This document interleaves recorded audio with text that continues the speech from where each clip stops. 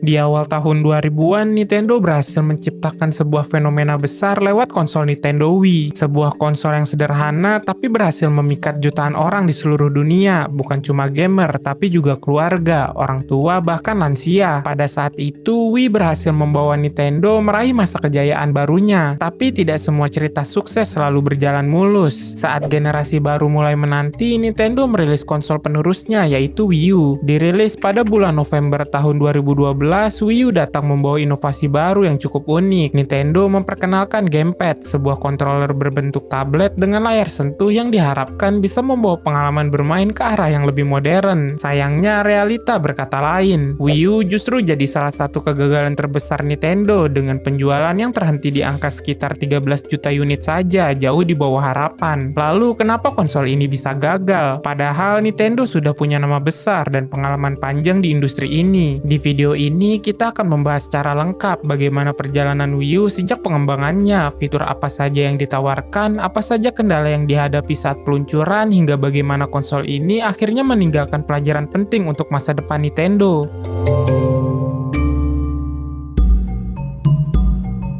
Setelah kesuksesan besar yang diraih Nintendo Wii, banyak orang bertanya-tanya, apa langkah Nintendo selanjutnya? Di balik layar, perusahaan ini ternyata sudah mulai merancang konsol barunya sejak sekitar tahun 2008. Proyek ini mereka rahasiakan dengan codename Project Ave. Saat itu, industri video game memang sudah berubah. Kompetitor seperti PlayStation dan Xbox mulai melangkah ke arah yang lebih modern, lebih kuat secara teknologi, dan lebih fokus ke pengalaman multimedia. Sementara Nintendo justru punya ide berbeda. Mereka ingin mencoba sesuatu yang lebih unik, sesuatu yang belum pernah dilakukan sebelumnya. Puncaknya, di ajang bergengsi E3 tahun 2011, Nintendo akhirnya memperkenalkan konsol terbarunya ke publik, yaitu Nintendo Wii U. Di atas panggung, perhatian langsung tertuju pada satu hal, sebuah controller besar berbentuk tablet, lengkap dengan layar sentuh berukuran 6,2 inci. Saat itu, banyak orang penasaran, apakah ini konsol baru atau hanya aksesoris tambahan untuk Wii? Sayangnya, presentasi Nintendo di hari itu justru menimbulkan lebih banyak kebingungan daripada jawaban. Walaupun gamepad ini dianggap inovatif, belum jelas betul apa fungsi utamanya dalam permainan, bagaimana cara kerjanya, seperti apa dampaknya untuk kita ketika bermain game. Semua masih jadi tanda tanya. Meski begitu, Nintendo tetap percaya diri. Mereka yakin Wii U akan membawa sesuatu yang baru ke dunia gaming. Namun, apakah keyakinan itu cukup kuat untuk melawan kerasnya pasar? Salah satu hal paling mencolok dari Wii U adalah gamepadnya, sebuah controller besar yang sekilas lebih mirip tablet daripada stick game biasa. Di atas kertas, gamepad ini cukup menarik. Seperti yang disebutkan tadi, gamepad ini punya layar sentuh seluas 6,2 inci, lengkap dengan kamera, mikrofon, speaker, dan sensor gerak. Semua ini membuat Nintendo cukup percaya diri menyebutnya sebagai masa depan baru cara bermain game. Salah satu fitur unggulan yang mereka tonjolkan waktu itu adalah yang disebut Off TV Play. Lewat fitur ini, pemain bisa memindahkan tampilan game dari TV ke layar kecil di gamepad. Artinya, kita bisa lanjut main meskipun TV di rumah sedang dipakai orang lain. Konsep ini terasa unik, apalagi di tahun 2012 ketika belum banyak perangkat gaming yang menawarkan pengalaman serupa. Tapi di balik ide menarik ini, ada kenyataan pahit yang perlahan mulai terasa. Banyak game di Wii U, baik dari Nintendo sendiri maupun pihak ketiga, ternyata tidak benar-benar memanfaatkan keunggulan gamepad secara maksimal. Sebagian besar game hanya menjadikan layar gamepad sebagai Off TV Play, bukan sebagai alat yang benar-benar menghadirkan gameplay baru. Fitur-fitur seperti peta interaktif, inventory, atau touch control yang dijanjikan sebelumnya ternyata jarang sekali dipakai dengan kreatif. Bahkan menurut sejumlah media teknologi saat itu, seperti yang pernah ditulis oleh The Verge, gamepad ini lebih sering terasa seperti gimmick daripada inovasi yang benar-benar mengubah cara bermain game. Selain gamepad yang jadi pusat perhatian, Wii U juga menyimpan satu masalah besar lainnya, yaitu kekuatan mesinnya. Jika dilihat dari spesifikasi, Wii U sebenarnya sudah melangkah lebih maju dibanding konsol sebelumnya, yaitu Nintendo Wii. Nintendo membekali konsol ini dengan CPU 3-core IBM yang mereka beri nama Espresso dengan kecepatan sekitar 1,24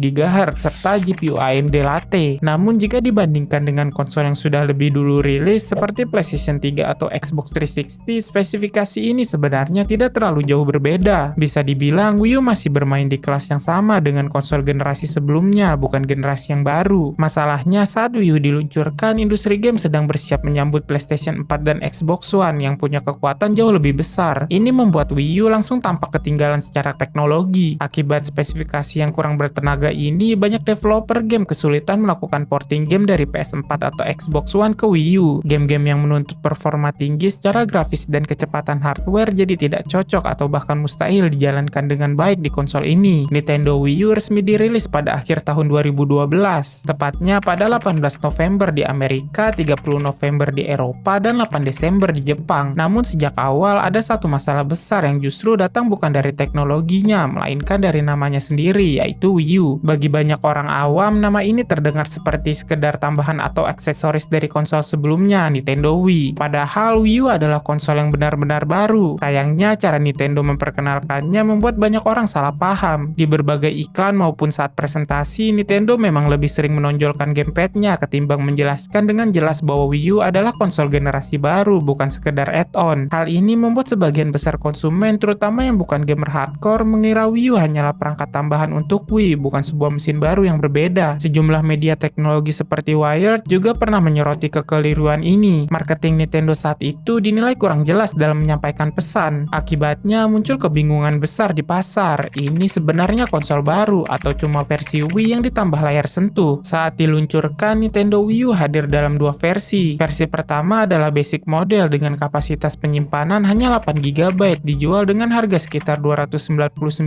Amerika. Sedangkan versi kedua deluxe model menawarkan kapasitas penyimpanan lebih besar, yakni 32 GB dan dibanderol seharga $349. Kalau dilihat dari harganya, Wii U memang tidak terlalu mahal untuk ukuran konsol baru di zamannya. Tapi di sisi lain, penyimpanan internal yang sangat kecil ini jadi salah satu titik lemah yang sering dikeluhkan banyak pengguna. Kapasitas 8 GB bahkan nyaris tidak cukup hanya untuk menyimpan beberapa game digital atau update software. Sementara yang 32 GB meski terdengar lebih baik, tetap terasa sangat terbatas, apalagi jika dibandingkan dengan konsol lain di era yang sama. Akibatnya, pemain yang ingin menyimpan lebih banyak game digital atau data harus menambahkan harddisk eksternal sendiri. Hal ini tentu mengurangi nilai praktis dari Wii U. Sesuatu yang seharusnya simple malah jadi merepotkan. Sejumlah media teknologi seperti Livewire bahkan menyoroti keterbatasan ini sebagai salah satu alasan kenapa Wii U gagal bersaing di pasaran. Karena dengan harga segitu, orang tentu berharap konsol yang mereka beli lebih siap pakai, bukan justru menuntut tambahan perangkat lagi hanya untuk kebutuhan dasar seperti penyimpanan. Selain soal hardware, Wii U juga menghadapi tantangan besar di bagian paling penting bagi sebuah konsol, yaitu dukungan game. Di awal peluncurannya, Nintendo memang sudah menyiapkan beberapa judul game untuk menarik perhatian seperti Nintendo Land dan New Super Mario Bros. U. Tapi sayangnya, kedua game ini dinilai kurang kuat untuk mendorong penjualan konsol baru. Tidak ada inovasi besar yang benar-benar memamerkan kemampuan baru dari Wii U. Bahkan game seperti New Super Mario Bros. U lebih terasa seperti versi upgrade dari seri sebelumnya, bukan sesuatu yang benar-benar baru. Masalah makin bertambah ketika kita bicara soal dukungan dari pihak ketiga. Di awal perilisannya, sebenarnya beberapa publisher besar sempat mendukung Wii U, namun dukungan itu tidak bertahan lama. Perusahaan-perusahaan besar seperti Ubisoft, EA, hingga Activision mulai menarik diri. Alasannya sederhana, penjualan Wii U tidak memuaskan dan spesifikasi konsol ini dianggap terlalu lemah untuk mendukung game-game terbaru mereka. Akibatnya, banyak judul game besar yang dirilis di platform lain tidak hadir di Wii U. Hal ini membuat Wii U kekurangan variasi game. Sebagian besar game yang tersedia hanyalah game eksklusif dari Nintendo itu sendiri. Padahal di era persaingan konsol modern, keberadaan game dari berbagai genre dan developer jadi salah satu kunci kesuksesan. Livewire bahkan menyebut lemahnya dukungan pihak ketiga ini sebagai salah satu faktor utama kenapa Wii U gagal bersaing di pasar. Saat Wii U diluncurkan, Nintendo sebenarnya punya satu tantangan besar yang mungkin mereka sendiri tidak sadari. Siapa sebenarnya target pasar mereka? Kalau kita mundur sebentar, Nintendo Wii generasi sebelumnya sukses besar justru karena berhasil menjangkau pasar kasual. Orang-orang yang sebelumnya tidak terlalu akrab dengan video game jadi ikut bermain karena Wii menawarkan pengalaman yang simple, menyenangkan, dan mudah dipahami siapa saja. Tapi sayangnya Wii U kehilangan arah. Bagi gamer kasual, Wii U terasa terlalu rumit. Gamepadnya yang dipenuhi tombol, layar sentuh, kamera, dan fitur lain justru membuatnya tampak membingungkan. Banyak dari target pasar kasual Nintendo dulu tidak tertarik lagi karena mereka merasa teknologi ini terlalu ribet untuk sekedar main game ringan bersama keluarga. Di sisi lain, gamer hardcore yang biasa bermain di PlayStation atau Xbox juga tidak melihat alasan kuat untuk pindah ke Wii U. Seperti yang disebutkan sebelumnya, minimnya game AAA dari pihak ketiga membuat Wii U tidak cukup cukup menarik bagi mereka. Akibatnya Nintendo gagal merangkul kedua sisi audiens tersebut. Mereka tidak cukup kuat untuk memuaskan gamer hardcore, tapi juga terlalu kompleks untuk menarik kembali gamer kasual yang dulu mereka pikat lewat Wii. Waktu perilisan Wii U di akhir tahun 2012, ada satu hal yang mungkin tidak terlalu disadari oleh Nintendo, yaitu dunia teknologi saat itu sedang berubah sangat cepat. Di tahun-tahun tersebut, perangkat seperti iPad dan berbagai tablet Android sedang booming. Bagi sebagian orang, gamepad milik Wii U yang punya layar sentuh, bentuk lebar, dan fitur multimedia malah lebih terlihat seperti tablet biasa ketimbang perangkat revolusioner untuk bermain game. Akibatnya, apa yang awalnya dipromosikan sebagai inovasi justru dianggap oleh banyak orang sebagai sesuatu yang kurang spesial. Apalagi tablet di pasaran waktu itu sudah bisa dipakai untuk bermain game, menonton video, hingga browsing internet. Hal yang kurang lebih juga coba ditawarkan Wii U lewat gamepadnya. Tantangan semakin berat ketika PlayStation 4 dan Xbox One mulai masuk ke pasar. Seperti yang disebutkan tadi, kedua konsol ini bukan hanya menawarkan kekuatan hardware yang jauh lebih unggul, tapi juga datang dengan fitur modern seperti pemutar Blu-ray, layanan streaming, dan dukungan multimedia lengkap. PS4 dan Xbox One berhasil menarik perhatian gamer karena jelas posisinya, yaitu konsol kuat, modern, dan penuh fitur. Sementara Wii U dengan keterbatasan spesifikasi dan fitur yang setengah matang jadi tampak kalah saing. Jadi ini bukan hanya soal spesifikasi yang tertinggal, tapi juga soal bagaimana konsol ini gagal menawarkan sesuatu yang benar-benar berbeda dari apa yang sudah ramai di pasaran. Pada akhirnya, perjalanan Nintendo Wii U harus berakhir lebih cepat dari yang diharapkan. Produksi resmi konsol ini dihentikan pada akhir tahun 2016 hingga awal 2017. Total penjualannya hanya mencapai sekitar 13,56 juta unit di seluruh dunia. Angka ini menjadikan Wii U sebagai salah satu konsol Nintendo dengan penjualan paling rendah sepanjang sejarah, bahkan tidak lebih baik dibanding Nintendo GameCube. Meski secara komersial dianggap gagal, bukan berarti Wii U tidak meninggalkan jejak penting bagi Nintendo. Justru dari kegagalan inilah Nintendo belajar banyak, mulai dari konsep layar kedua, interaksi langsung dengan game melalui perangkat portable, hingga ide bermain game tanpa bergantung pada TV. Semua itu pada akhirnya disempurnakan dan dihidupkan kembali lewat Nintendo Switch. Switch memang seperti jawaban dari semua kekurangan Wii U. Nintendo berhasil menggabungkan portabilitas, inovasi, dan kenyamanan dalam satu perangkat, dan kali ini mereka berhasil meraih kesuksesan besar. Bahkan beberapa game besar yang awalnya dikembangkan untuk Wii U seperti The Legend of Zelda Breath of the Wild justru menemukan kesuksesan luar biasa saat dirilis bersamaan di Nintendo Switch. Game ini membuktikan bahwa ide-ide besar Nintendo memang butuh tempat yang tepat untuk berkembang. Kalau kita lihat ke belakang, kegagalan Wii U bukan datang dari satu faktor saja. Ini adalah kombinasi dari inovasi yang setengah matang, hardware yang kurang bertenaga, strategi pemasaran yang membingungkan, serta kompetisi ketat dari industri yang terus berkembang. Tapi dari kegagalan ini, Nintendo justru belajar banyak. Mereka menyempurnakan konsep yang pernah gagal lewat Nintendo Switch, dan hasilnya kita semua tahu Switch kini menjadi salah satu konsol paling sukses dalam sejarah game. Jadi kadang kegagalan memang bukan akhir, tapi justru awal dari sesuatu yang lebih besar. Kalau kamu punya kenangan atau opini soal Nintendo Wii U, tulis pendapat kamu di kolom komentar di bawah. Jika kamu tertarik dengan video seperti ini dan ingin tahu kenapa Steam yang awalnya dibenci bisa sukses, kamu bisa klik thumbnail yang muncul di layar. Terima kasih sudah menonton video ini. Jangan lupa untuk like, share, dan subscribe channel ini, dan sampai jumpa beberapa saat lagi.